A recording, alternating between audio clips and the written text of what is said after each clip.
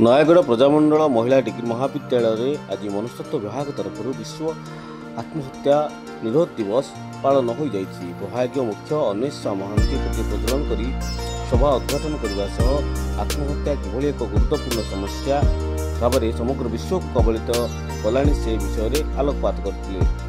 ମହାବିଦ୍ୟାଳୟର ଅଧ୍ୟକ୍ଷା ଶ୍ରୀମତୀ ସ୍ମିତାରାଣୀ ରାଉତରାୟ ଅବସାଦର ମୁକ୍ତ ହୋଇ ଏକ ସଫଳ ଜୀବନ ପାଇଁ ଯୋଗ ଓ ପ୍ରାଣାୟାମର ଭୂମିକାକୁ ରେଖାଙ୍କିତ କରିଥିବା ବେଳେ ମୁଖ୍ୟ ପ୍ରଶାସନିକ ଅଧିକାରୀ ଶ୍ରୀମତୀ କୃଷ୍ଣା କୁମାରୀ ଦାସ ଛାତ୍ରଛାତ୍ରୀଙ୍କ ବିଫଳତାକୁ ନ ଡରି ବିଭିନ୍ନ କ୍ଷେତ୍ରରେ ନିଜର ପ୍ରତିଭାର ଉପଯୋଗ କରିବା ପାଇଁ ପରାମର୍ଶ ଦେଇଥିଲେ।